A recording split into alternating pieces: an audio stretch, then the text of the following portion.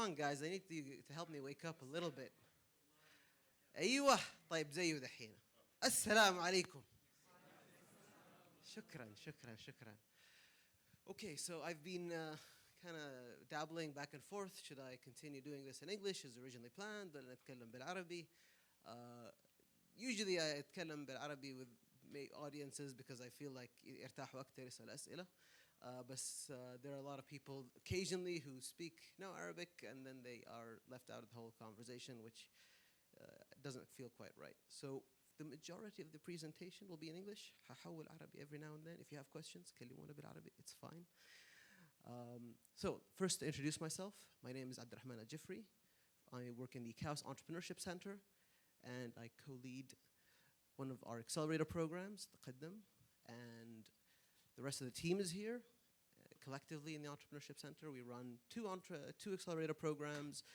We support about 70 startups per year. Of those, about 48 make it to the end. So it's a decent quantity. We tend to see them early on. So we tend to invest seed, small amounts, early stage, no strings attached. So we meet the entrepreneurs in their first few days when the baby is very messy, when it's crying a lot, and we need to make sure that it's presentable, that he can get dressed and he can present to investors and raise further growth capital, et cetera, et cetera, et cetera. With me here is my team, who is much smarter and better than I am, Arwa Shafi and Nawaf Al-Gain from the Entrepreneurship Center. Nawaf is usually a strong personality, but in the beginnings of workshops, he starts quiet and then he starts growing on you. So notice that as time goes on during the day. So what are we talking about here? We are talking about your business models, building the perfect business model. Now, knowing the audience, I see some familiar faces. A lot of you, this stuff is obvious. You've been working on it for many years. Frankly, I don't even know why you're in this room. I think you just like to see me talk in a microphone and want to ask tough questions.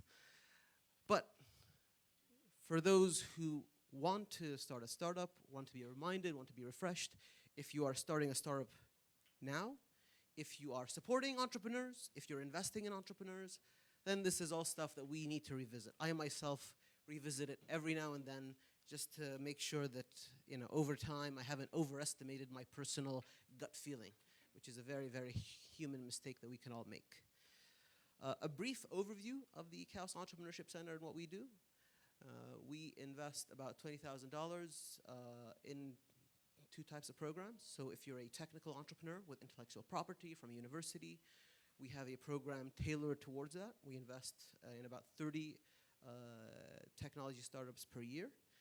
Then we have another program for full-time entrepreneurs with our great partners, 9/10, 19 they have a session. Lloyd is right there in the audience, among other members from 9/10. So that's for full-time entrepreneurs, and that jumps from city to city, where we do what right now we're running through the Jeddah cohort.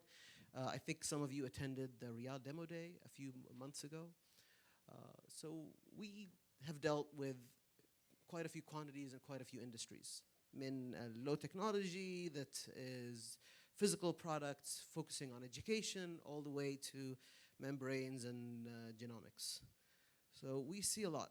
Funny enough, you tend to see a lot of the mistakes happening from the PhD, who's got 20 years of experience, happening with the undergrad or even high schooler who's starting his first company and selling. We tend to make the same mistakes because these mistakes are rooted in what we all share, our humanity. It's a cognitive bias. It's something that works against us.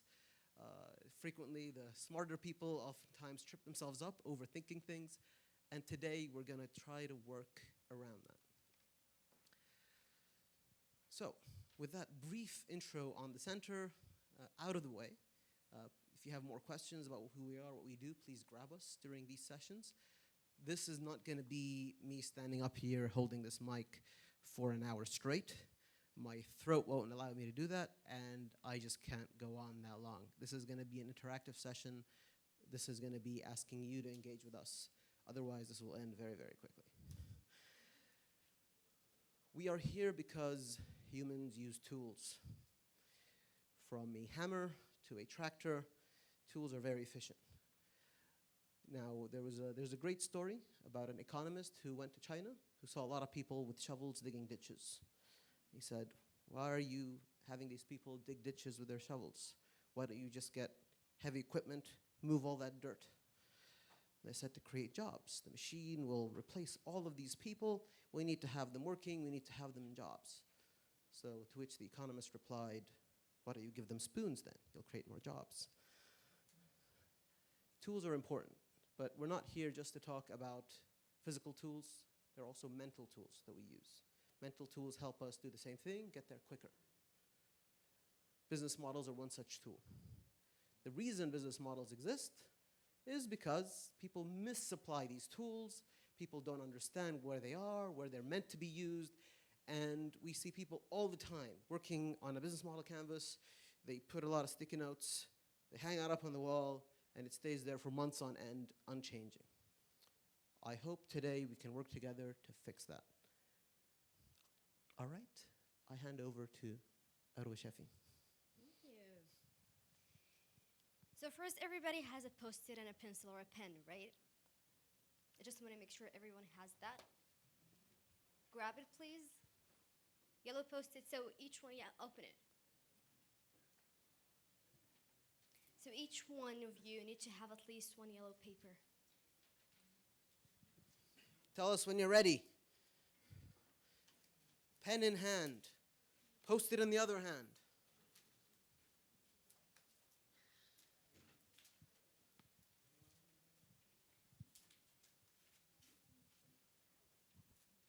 So the other thing is I need each one of you to have a partner. So we'll be in couples. If your partner is not beside you, he could be behind you.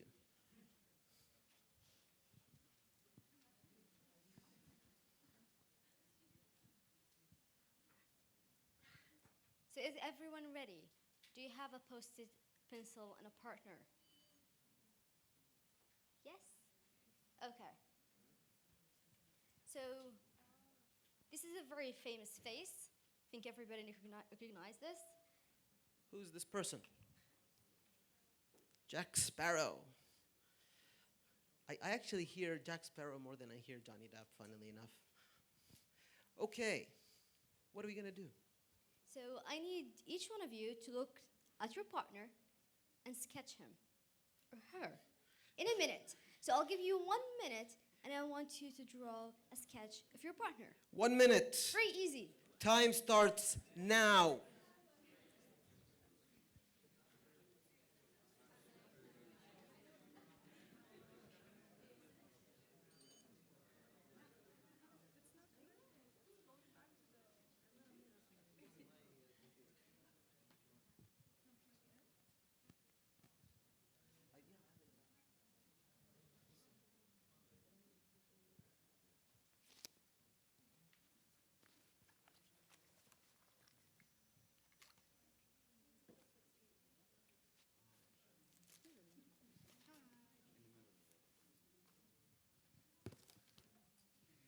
Twenty seconds remaining, 20 seconds remaining. If you're not panicking, start panicking.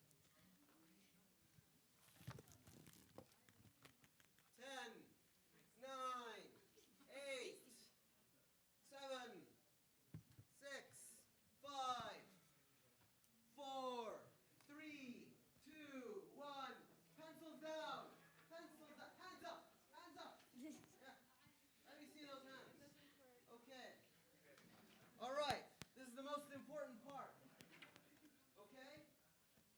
I want you to grab your Post-it and give it as a token of your appreciation to your partner. This is how I see you. This is what I see when I look at you.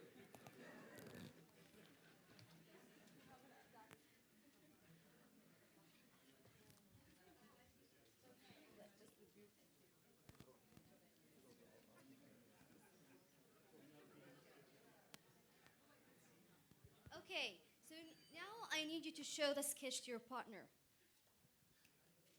The one you just sketched. What do you think? What do you think? You like his sketch? It's a good. He tried. Is Very good. that going to be your new LinkedIn bio? Your new LinkedIn picture? Yeah?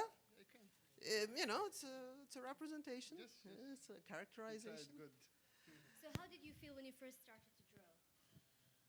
It was difficult, but after Like the emotions, what Yes. did you think? trying to find something in his face to copy. Okay, someone else. How did you feel when I first asked you to start the sketch?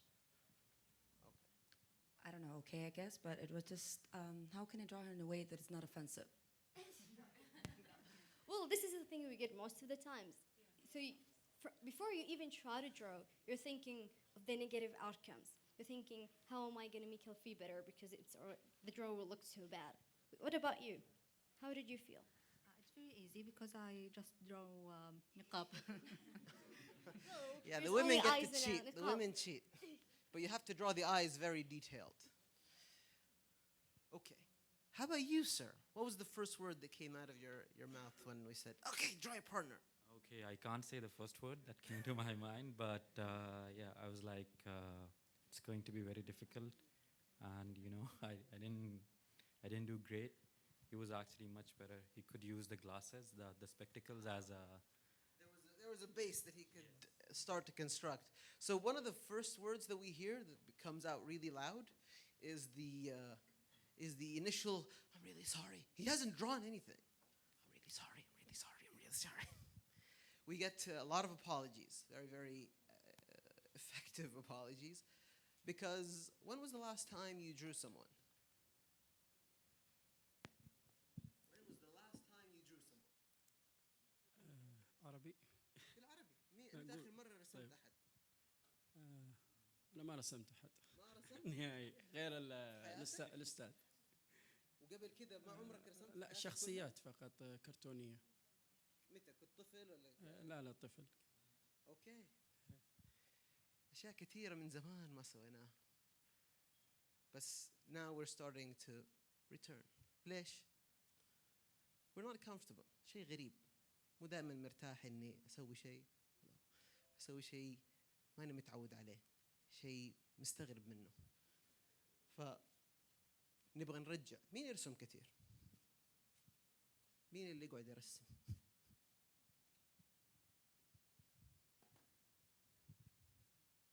أنا أرسم كثير. ترسمي؟ ما شاء الله تبارك الله. What do you do? Anything anything I can see it, I can draw it. So it's a way to kind of help It's the- not very perfect, but But you draw. yeah. I draw so that I cannot fall asleep in meetings sometimes. So if you see me drawing in a meeting, know that it's dangerous. Kids draw a lot. Kids will draw on anything, with anything, as to all parents can attest. They have that spirit of always wanting to try something. ما حيفكر, am I skilled enough? Am I artist? Am I creative? Am I not creative? على طول حيرسم. Yeah. They're using all of their senses at the same time. They feel connected, like you said. That's why we did this exercise. We wanted to get you out of your